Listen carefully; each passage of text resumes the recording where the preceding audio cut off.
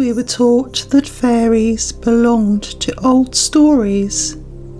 Yet today people are encountering them quietly, unexpectedly, in ordinary life. I'm Claire Casely, a fairy whisperer and your guide on this journey. On the Fairy Whispering podcast, I speak with guests who've met these beings at the edges of perception and the thresholds of the everyday. To catch a fairy whisper, you have to listen closely. Listen with me. Hello and welcome to Fairy Whispering with me, Claire Casely. This evening we continue our journey into Dartmoor's folklore-rich landscape with part 2 of the River Maiden. On Summer Solstice I met with Ian once again and we walked together to the bridge where he witnessed a young girl in old-fashioned black and white clothing on the riverbank in a way that he felt was strangely out of time. When he walked away from the bridge and returned within a couple of minutes, the young girl had vanished. As we revisit the location, Ian shares more details about the encounter, and together we explore the ideas of bridges and rivers as traditional crossing points between the worlds. We talk about midsummer magic, wart charming, dreams, consciousness, and Ian's ancestral connection to the place where he had his experience. Join us as we walk towards a lane said to be haunted by a spectral wind, and onward to the fairy tree, a journey into Dartmoor's enchanted places where folklore and lived experiences meet. If you'd like to explore more stories of fairy encounters near water and old crossings, you can find them in my new books, The Heart of Pixieland, where I share accounts from across Devon, Cornwall, Somerset and Dorset. This is The River Maiden, Part 2. Hello, it's Summer Solstice and I'm out for a walk on Dartmoor with Ian, who I've already interviewed about his fairy experience by a bridge. And so we've met up and we're going for a walk to the place where Ian had his sighting. And we'll have a bit of a chat along the way. So, hello Ian. Hello. Thanks for meeting with me today. As we were travelling here on the bus, you mentioned about your grandfather who was a wart charmer. Oh, that's right, yeah. And a long time ago now. In a village near here. He was the village wart charmer. And he also owned the local pub. Yeah. Yeah. And you were saying about one of the remedies that he had for removing warts. He used the practice of, he would buy the warts off of whoever had them. Yeah. And then would take the coin and scatter it somewhere wild.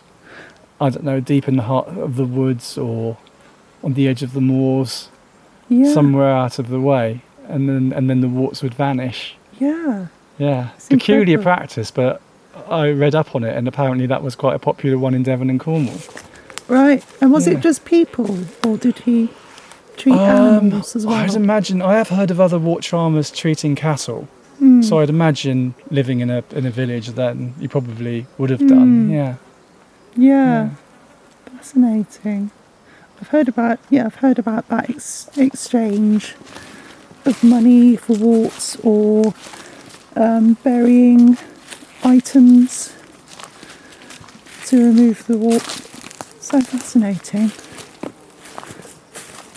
I think people must have been a lot more warty back then. Yeah, do you know, it's something I've never had a wart. I have had a verruca once. Probably, caught from swimming pool. Right. Um, I tend to avoid swimming pools. I yeah, prefer wild swimming, to be honest. yeah. Oh, there's some beautiful places. Do you prefer the rivers or the sea? The rivers, Yeah. yeah. Somewhere up high on the moors. Hmm. Yeah. Especially in a day like today. Oh, yeah, I wish I brought my swimming stuff, actually, to travelling here. So, I've got here, so just to let you know, I've travelled here today to Dartmoor. So I live on the coast now, so I've come here by train and bus. And Ian's been telling me about all the fantastic bus routes to get to different places on Dartmoor. So where we go, we're walking along this path, and then this is going to lead us to the bridge. This will lead to the bridge eventually, yes. Yeah, fantastic. There'll be a bit of a steep climb coming up in a minute. So Ian and I have walked up a steep hill, and we're having a rest on a farm gate. It's like a wooden farm gate, looking out over a meadow towards a hill. And there's lots of little butterflies dancing in the meadow. They look like, I'm not a butterfly expert, but they look like those meadow, I think they're called meadow browns or something, aren't they? Yeah, I think you're right, they are, yeah. Having a There's little dance. there's the heath, there's like a heath brown, which is similar. I've seen quite a few of those small blue ones as well recently. Yes. Yeah, leprosy. There's lots of flies. Yeah, I can hear the flies buzzing. What a beautiful meadow. Just see a chimney pot over there sticking out over the top of the grasses. I think down there's an arboretum because there's quite Right. unusual trees. Oh yeah. Right the way till over there as well. Oh yeah. I think I remember my mum saying they had an open garden once. Right. And there's a big lake in there. Oh nice. Yeah. Yeah. And lots of trees from all over the world. Oh wow. I'd love to go in there one day. If they open it Yeah. again. Well, every year I get the leaflet for Rowcroft Gardens, open gardens. Right. There's some moorland gardens in there. I wonder Yeah, probably is one of them. if. Yeah. Yeah. So, what's the route now? We're going to go. Straight down the hill, and Down then we'll the soon hill. be up the bridge. Ooh. I'm quite excited about this. Seeing this bridge. Hopefully there won't be too many other people around. Yeah. Yeah. Let's close to a rock. Lots of lovely old trees. Sycamore tree. There's a real sort of otherworldly fairy tale like vibe around here. And I just think that if they're going to be anywhere, they probably like to make their digs around here. Yeah. I think so. I mean, with all the artists that live around here that paint and draw fairies as well. Yeah, there's obviously a draw, a natural draw. Mm. Lots Like of foxgloves. Yeah, I was going to say lots of little foxgloves in the hedge. More amazing views of fields and trees. Farm truck. Lovely houses. Yeah. Yeah, a few million.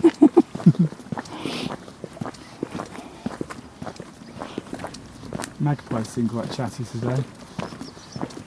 Yeah, I love magpies. They're amazing birds. There's always two nesting outside my window. Oh, are they? Yeah. Oh. There's two magpies and there's two pigeons. They've been there for years. Oh, wow. They're quite curious birds, aren't they? I had one. What with them and the bats in my ceiling? What sort of bats have you got in your attic? Pipistrelle Yeah, and I think lesser horseshoe. right. Yeah. Mm. Because there are quite a few slightly bigger ones I see flying around in the evening as well. Pipistrelles are really tiny. Yes. They're quite cute. You see them flying in the daytime sometimes, which is quite unusual. Oh, I've never seen them in the daytime. Yeah. I think we might even have greater horseshoe because they're quite big. Because I remember we had a barbecue last year Yeah. and we saw 3 fly across the lawn, and they're actually quite sizable. Yeah, they're so quick, aren't they? The way they just zip around. Yeah. I suppose you've got to be if you're catching bugs.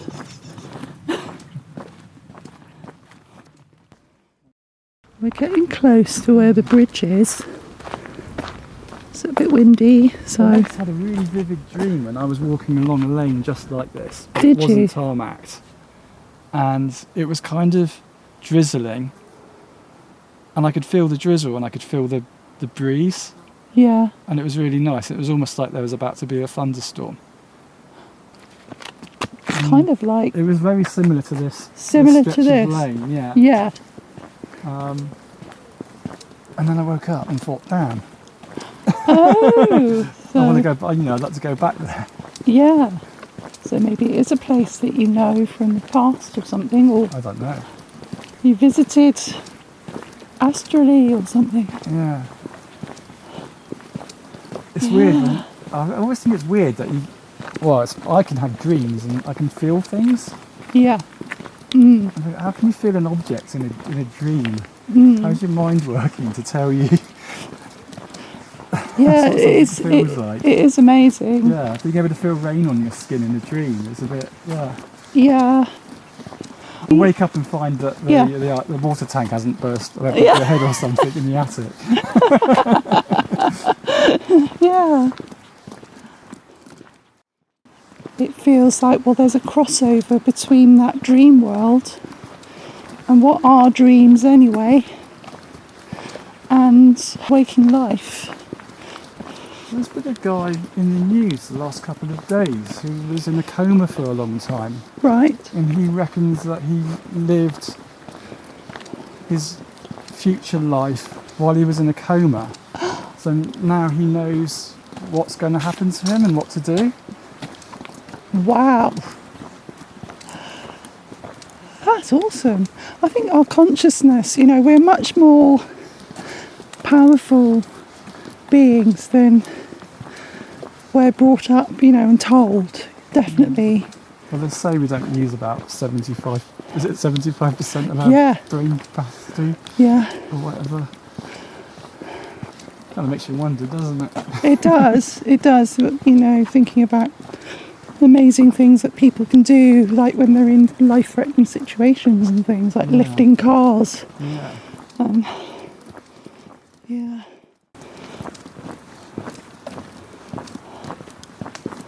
Oh, look at that wall. Amazing. Big rocks. But they were prepared to move great big heavy stones like that to make a wall. Like ones that would take about 5 guys to lift. Yes.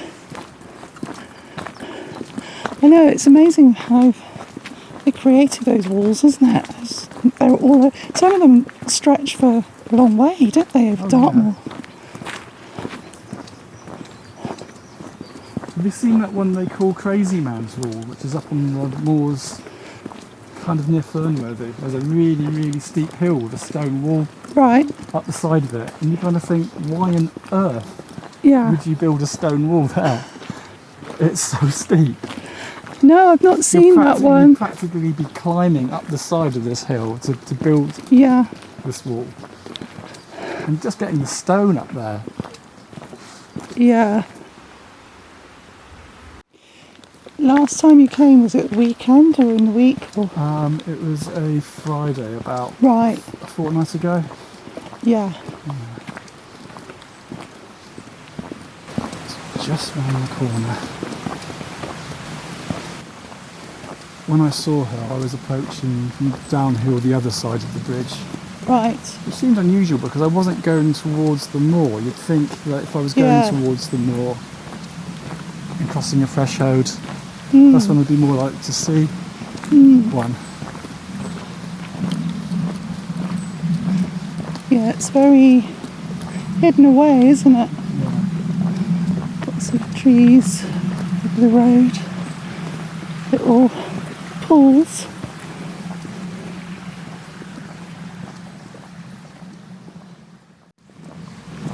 There's the bridge. I think there's some people. I just saw someone walking over the bridge, I think. Is it just a pair of a light on the stone wall? Might have been, just looked like somebody walking over the bridge. So I was walking down that hill, Yeah, got to the middle of the bridge. Had to be in the shade because it was an absolutely sweltering day. yeah. It's quite warm today, isn't it? Just looked over the side here. Must have been about here. Yeah, And she was just down on the bank there. right. And almost I was surprised to see somebody else because it was a very quiet day. Hmm. And then to see somebody dressed in almost Victorian clothing really was a surprise, especially in that heat. Yeah, that's incredible. This tree must have grown up a bit since then because I could see her more clearly through there. Yeah.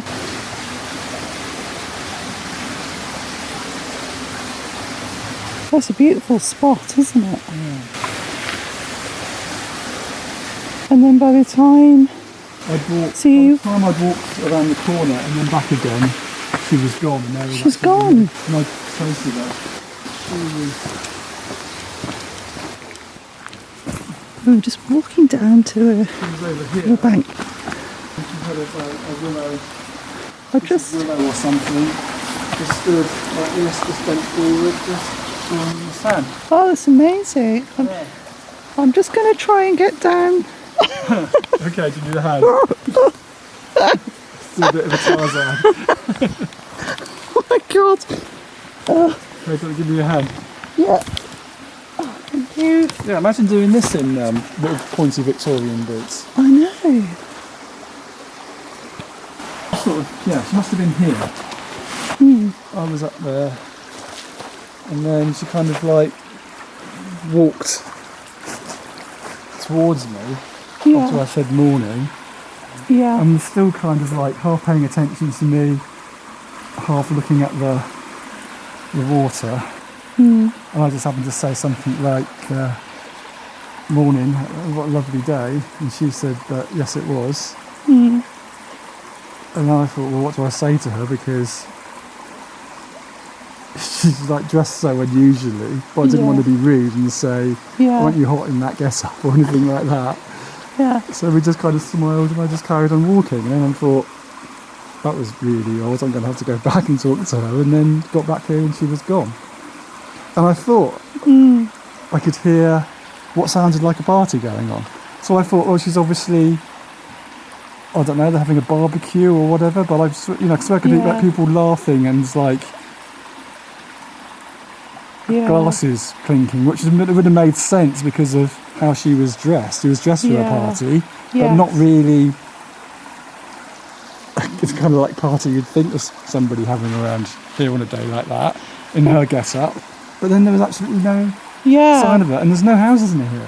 It's not the sort of place that you'd have a cosplay party, Oh, no, really. there wasn't anybody else. There wasn't anybody else here. There was It's nobody just- else here. I mean, it's just Because I looked, I went yeah. there and then I went over there through the woods. No sign of anybody. no, it's just woodlands Yeah, and that's just a bramble thicket. and brambles, Yeah. fields full of brambles, and then there's the Because I kind of thought, oh, there must be a house just over there. But then I thought, well, Yeah. there isn't a house there. There's no garden or anything. no. There's no party going on. There's no summer barbecue. And she wasn't dressed for a summer barbecue. She No. was dressed for, Special. almost looked like she was dressed for the city. Yes. Because she was Yeah. that immaculate. Yeah. And it was a sweltering day. And she's wearing black. Black and white. Right. Yeah. But she didn't look. She wasn't like she was trying to be steampunk or goth No. or anything like that in particular. It No. looked like it was something she wore all the time. It was just natural. Yeah. And it kind of looked slightly sort of like academic-y, yeah. like a college Yes. uniform or something, but obviously from like that 100 years previous. Yeah. But she looked so comfortable in it. Yes. So this must be. Yeah, it's really strange. Must be a special place. Then, obviously, a very liminal place. The bridges are, aren't they? Fairies.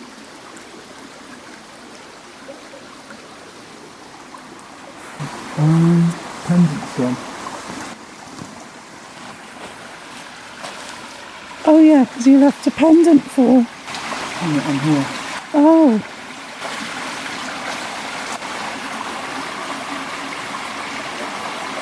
And the stone. Oh, that's the stone. Which was There. there. They're just supposed to suit some up there. Oh wow. Is there anything you want to leave today for? I've got some butterscotch and some barley sugars. Oh nice. Okay. Yeah, so Ian left a necklace for the fairy lady and it's gone. But, you know, it could have been taken by someone, and he left some sweets on a stone as well. So, interesting. So he's going to leave a little offering of some butterscotch sweets without the wrappers on. What do you think? You know, real heat haze that day as well. Yeah. And, you know, really uncomfortable weather. Yeah. And she didn't have a bag with her at all. Right. Anybody, I mean, we're miles from anywhere. Anybody travelling on it, you'd have a bag with water in it. Yeah. Yeah. And she didn't have anything like that. No. It's just dressed in these, stiff black and white garments. Beautiful place, and it's a lovely swimming spot, isn't it? Well, you can't really swim here, you could float here. It's just like a little sandy beach, and there's a bit of an island with trees on next to the beach, and it's like the water would go around that, and it's perhaps in the winter when the river's a bit higher. There's lots of brook trouts in here. Trouts? Yeah. Yeah. Also, occasionally you'll see a massive grass snake down here. Oh really? I've not seen a grass snake They're huge. before. It's going to be quite a shock when you see them at first. What colour are they? They're brown? Normally green. Green? Green and black. People mistake them for adders because the marking's quite similar, but grass snakes are a lot bigger. Yeah. I didn't realise they were on Dartmoor. I've seen little lizards. The common lizards up here. But You'll get some sand lizards oh yeah. further up on the moor. Oh, they're really big. Oh, are they? Yeah, they're the biggest lizards in the UK. Wow. They're about that long. I've only seen the little ones. And they're so cute. I love lizards. They're so sweet. Yeah. Little dragons. Yeah, little dragons. I'll just do the thing with the... Oh yes, do the bells. So yeah, Ian's got some Tibetan bells. Gotta get this right.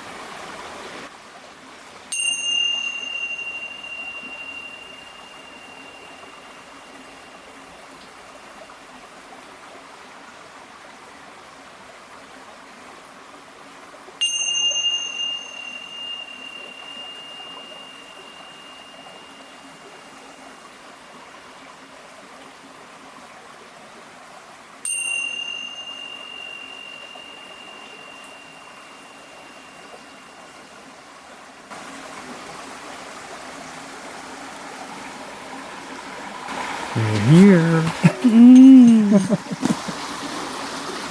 That's some poltergeist. In fact, it's there here.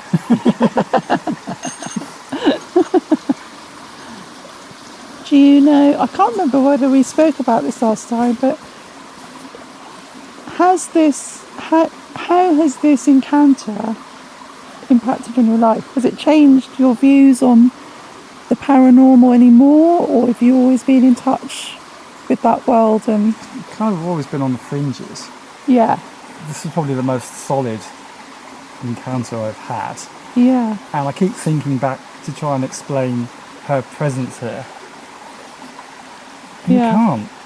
no, I mean, we're miles from the nearest house. yeah. How did she get here?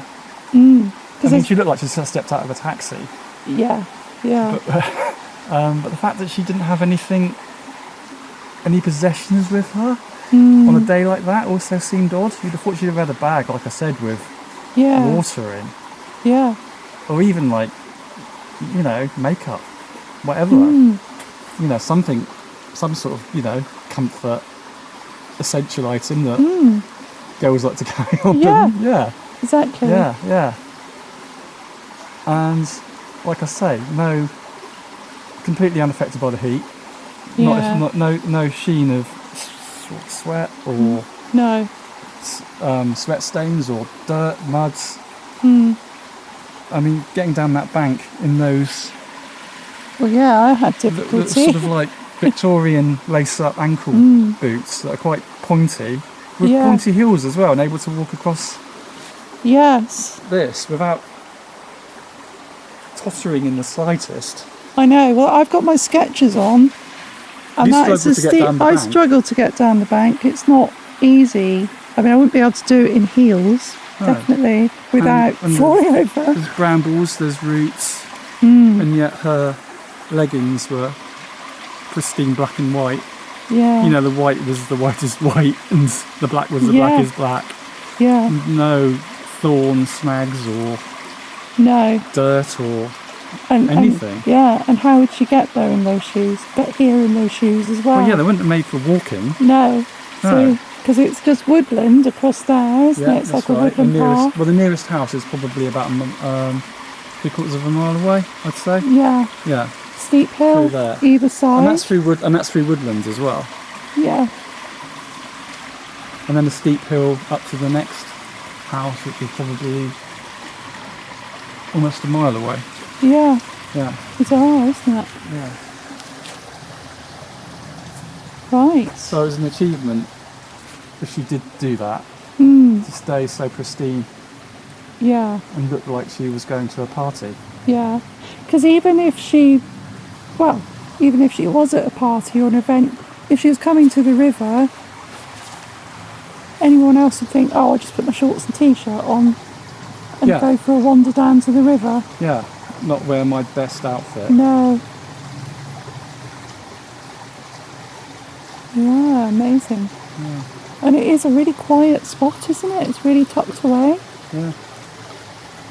Mm.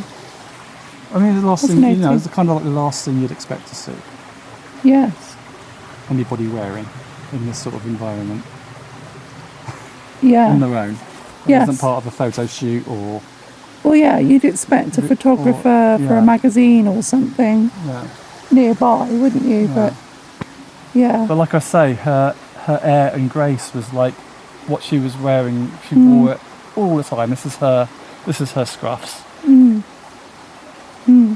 I mean, yes, I've seen old pictures of Victorian hikers going up on Dartmoor, Yeah. and ladies in ridiculously huge hoop dresses and Yeah. stuff like that. I mean, she wasn't quite dressed to that extreme, but the Yeah. footwear was probably very Yes. similar to what they would have worn. Right.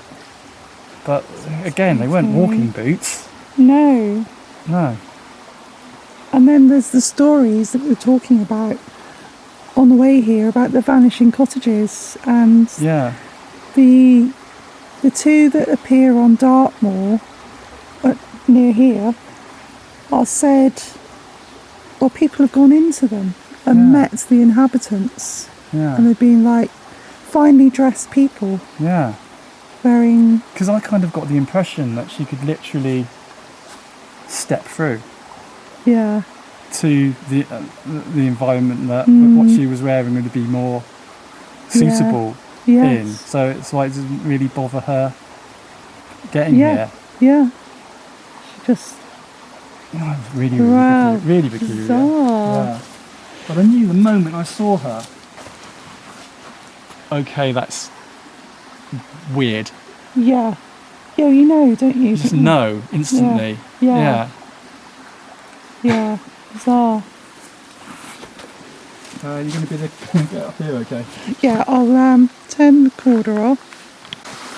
So you were saying I was about saying the woman... that local legends has always said that this bridge is haunted by a woman that drowned here, Right. or a young woman, and that she wears black and white. Yeah. But maybe it wasn't a ghost that people were seeing. No. It was a fae. That's what I think anyway. Yeah. Yes. After my encounter, Yeah. probably thought, well, they just saw her. Or she might have been being mischievous that day. Oh yeah, one account says that she cries out, "Oh my lord, what am I to do?" or something like that, to scare, and scared a woman, and this woman fled in fear. But I think, well, that almost sounds like a fairy trick. Yeah, it does. Yeah. Bit of mischief. Bit of mischief. And you caught her unawares, I think, by the sounds of it. Do you think? Yeah, I think so.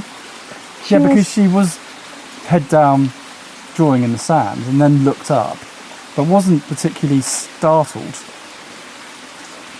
Didn't make a jump or anything. No. What do you think she was drawing?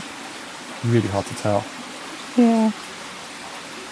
Only one theory I read was that the act of drawing and making symbols, even though there's no discernible symbols, is an act of rooting yourself to a place in itself. Right.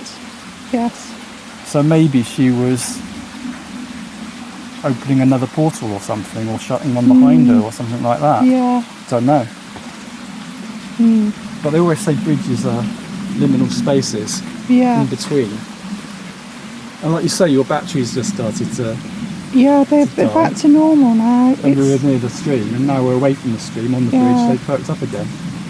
Well, on the way here they were going. Yeah. I mean, this recorder, honestly, I've used for ages, and I probably change the batteries every 6 months, right, if that. Yeah. So it's interesting that they've been draining quite quickly. What we'll do is we'll carry on through the woods this way, because this is probably the quickest and easiest route onto the next location. We're going to, is it the Spooky Road we're going to now? The old Lich Lane. The old Lich Lane where they used to carry the dead. Oh, and it's haunted by a wind. Well, we call it the winds of passing. The winds? Or the other local term for it is the galloping. The galloping? Some people say that they hear the galloping or of hooves, like maybe ghost ponies or another large animal, before they feel the breeze. Right. But when I felt it, it was just like something had just like swooped, something massive had swooped right over my head. Yeah. And I could swear I even saw the shadow of it passing on the ground as well. Wow. So, and I immediately thought, oh, that's a hang glider. Yeah. Or somebody coming in, or a paraglider. Because you get them around the moors. And then I got up on the hedge, because there's a stone side to each side of the lane. Got up, easy enough to jump up and look around. Yeah. There was nothing. Really peculiar. That is strange. I've had strange feelings on this bit before. Yes, I wouldn't like to be here at night. I've been here at night. Have you? There was a battle fought near here. Right. In the Civil War. Yes. And one night a year, or one day a year, the river we've just been by is supposed to run red. And you can hear the sounds of the battle. So I came down here on that night. I didn't hear anything.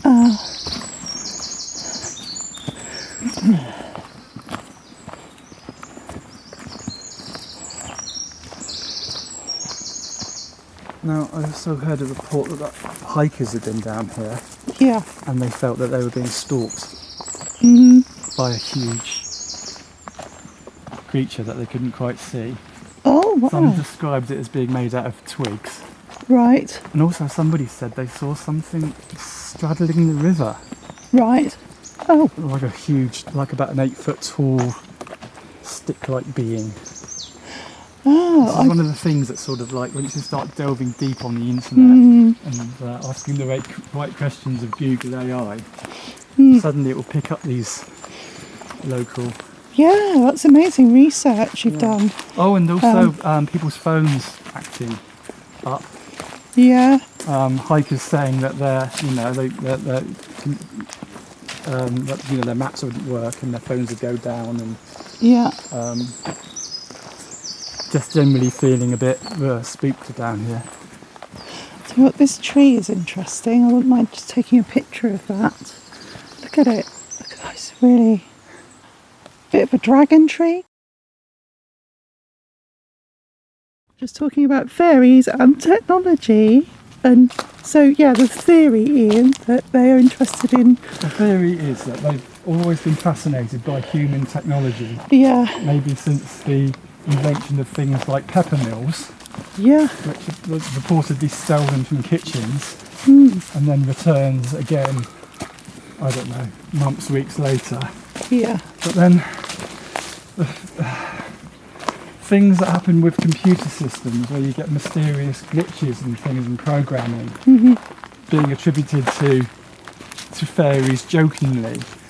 But then this theory that they've always taken a close interest in technology, and that the recent upsurge in interest in fairies and fairies in the media and film is down to the fact that they're promoting themselves in a good light towards humans.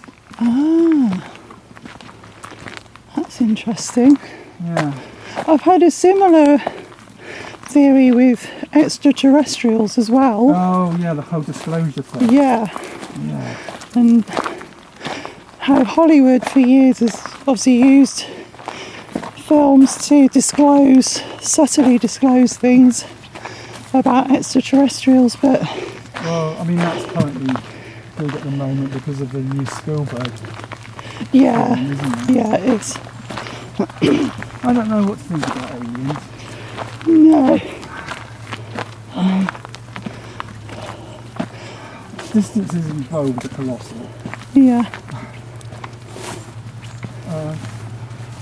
One kind of think that there's something that's always been here, beside us, hiding in the shadows. yeah, It's probably more likely. I don't know. yeah. I think in another dimension, Yeah. rather than Yeah. travelling in a flying saucer. Across vast distances. Yeah, Making a circle in some corn and then flying back again. yeah, Also, coming all that way and then crashing. I mean, what's that all about? yeah. Apparently that's the military shooting them down. Oh, right. Is that what happened at Roswell? Yeah, it's some kind of scalar weapon technology that acts on radio waves, apparently. I don't know, I'm not sciencey enough, but that's what I've heard. I watched Paul again the other night. I don't know if you've seen Oh, that. yes, I have. It is absolutely fantastic. I'd like to watch that again. Yeah. I'd like to think that they're going to be just like him. Yeah, yeah. I think we'll find they're probably a lot similar to us than we think, apart from the ones that are maybe more like angels, that are just light beings. Where are we now? We've walked out to Throwley to the fairy tree, and now right on the edge of the moor. It's a wayside beech tree with lots of roots, and it's decorated with all these little fairy figures and toadstools, and what else is there, Ian? Wombles. There's a frog, Phone box. phone box, Unicorn. unicorn. Or troll. There's like a teddy dressed in an elf outfit. Lots of frogs. A wishing well. Ponies. On ponies. There's lots of frogs. Yeah. Oh, there's even like a seesaw. Look, there's some teddies. Yeah, and they're all in the little crevices. I wonder what the real ones make of it. Yeah, I wonder. Oh, there's one swinging from a rope there. Oh, it's Tinkerbell, inevitably Tinkerbell. She's in there. And a cat in a basket. I'll take some pictures. Thank you, Ian, for sharing your experience and your place. That's okay, it was a pleasure. Place with me. Nice to see that the tradition of the fairy tree's still going as well. Yeah. Even it might be a bit random. It's random, but it's great. Yeah. The Wombles have joined the mix. The Wombles and an octopus. And we're going to walk back now to where we started. Thank you for joining me on this midsummer walk into Dartmoor's enchanted landscape. As Ian and I explored the bridge and the riverbank, we touched on several pieces of folklore connected with fairies, thresholds and the unseen. Some of what Ian shared comes from his own experience and intuition, and there are some echoes of the older beliefs about fairies and customs that are found across the West Country and Scotland and Ireland. Ian mentioned the idea that fairies of a darker nature might appear in black clothing. This reflects the long-standing belief that fairy beings can appear in many different forms. Their appearance can be utterly terrifying and at other times devastatingly beautiful. The form they choose is often symbolic. His sighting of the young girl in striking black and white clothing fits into that wider pattern of encounters that feel out of time and connected to the landscape. We also spoke about the custom of not looking back after leaving a gift for the fairies. This practice appears in several folk traditions, where turning away without watching is seen as a sign of respect. It is a way of offering without expectation and of keeping the boundary between worlds intact. These ideas remind us that fairy lore is shaped by personal experience, regional belief, and the mystery of landscape. Dartmoor, with its bridges and rivers and lanes and ancient tracks, continues to be a place where these elements gather closely. Thank you for listening and for walking with us. Until next time, may the path ahead be gentle, and may you discover wonder along the way. Goodbye for now. See you next time.